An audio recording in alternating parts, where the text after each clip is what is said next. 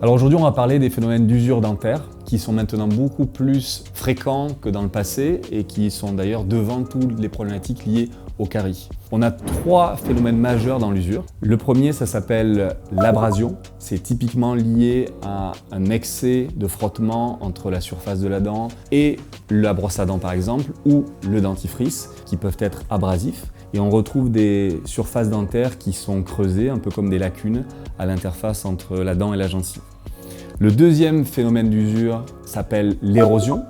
C'est un phénomène d'origine chimique qui peut venir soit de l'extérieur, donc de l'alimentation, avec les prises de boissons qui peuvent être acides comme le coca, le jus de citron. Mais ça peut aussi venir de l'intérieur de l'organisme avec l'acidité gastrique et on retrouve ça chez les patients qui ont souffert d'anorexie-boulimie. Enfin, la troisième forme d'usure, c'est ce qu'on appelle l'attrition.